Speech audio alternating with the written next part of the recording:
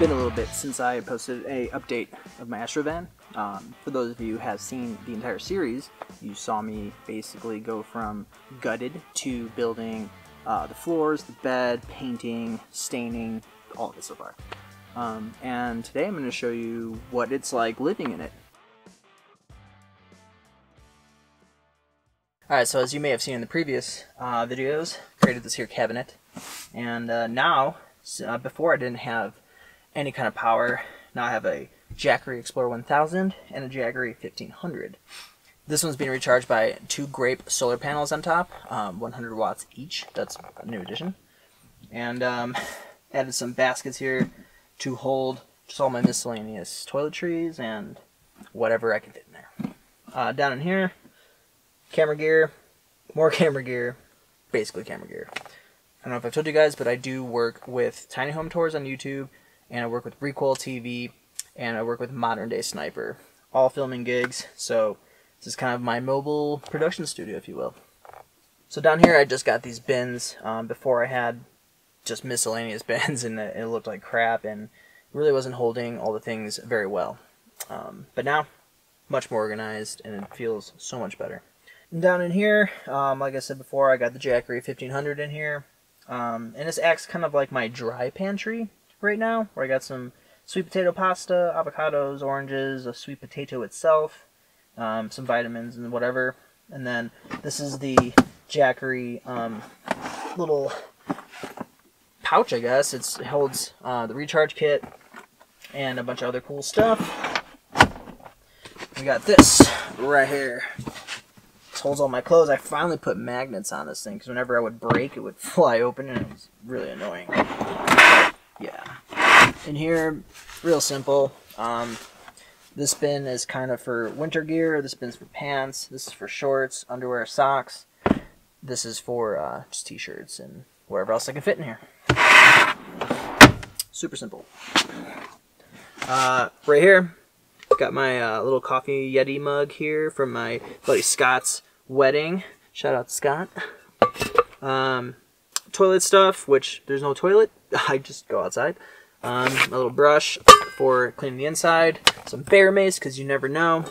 And got some leftover spray paint, because before everything was this color, and I sprayed the inside here black, and I added some accents and other things. So far this has been just the right amount of space. I have enough room to just do the minimal things I need to do inside, and a lot of it happens outside, such as kitchen is out back, and my bigger storage compartment is out back, which we'll get to in a little bit.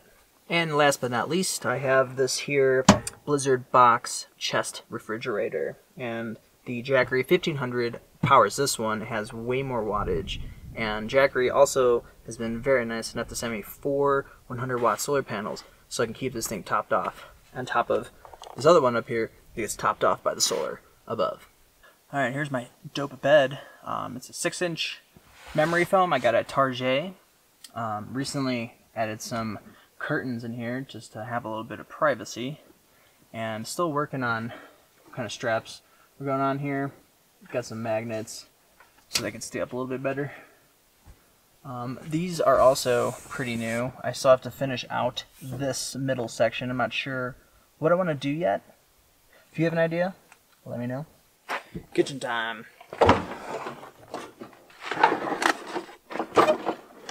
My brother graciously built this little extra thing here for me, and inside holds the bare essentials: coffee plates, rice, things to survive, and the gear locker, backpacks, hammock, jet foil, cycling shoes for the mountain bike that's underneath me. Have a lift kit in here I still need to put on. Camera lights, mini solar panel, all the things to be outside. Fridge is right here, which is kind of nice because when I need to, when I'm driving, I can just access some snacks. This thing is a freaking game changer. Pioneer 1500 Nex. I think it was about $300, 7-inch. Has Apple CarPlay. So when I plug it into my iPhone, it shows me Google Maps, I have Spotify, and I get text messages that get read to me, which is pretty cool. This van cost me approximately $6,500. They wanted $8,000 for it, and you know, money talks. So I was like, hey, I got $6,500 right now. Let's do this, and it worked out. Materials, honestly, like between the flooring and all the wood, I can't even exaggerate. Probably not even over $500. Like there's not much. It's very minimal build. It's definitely been put through its paces so far. I think since July, when I did my last video on the whole series, it's been probably tens of thousands of miles by now. Like I've driven across the country a couple times with this thing. The Chevy Astro in general is just ultra reliable. This thing's got the 4.3 Vortec engine. I was a mechanic for over 15 years, and I've worked on these engines a lot, but they were always just easy little normal maintenance things. It wasn't anything catastrophic.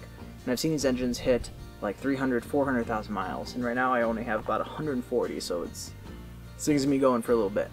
All-wheel drive is freaking great. The road I came in on for camping last night was extremely muddy. This thing went right through it, no problem.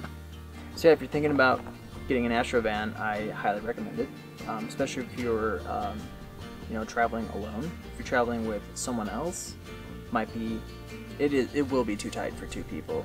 I recommend this for if you're a solo female, solo male. This is going to be just enough for you, and even the gas mileage on it you can't even beat. I used to live in a school bus before this. If you go back to my vlogs, you would see all the school bus content, and that thing would cost me $100, $120 to drive approximately 280 miles. And in this thing I can get close to 20 miles a gallon and go almost 400 miles. On a good tank I can go 400 miles, and it cost me about $60. So if you're trying to do this on a budget, it's $7,000 I think it costs me altogether.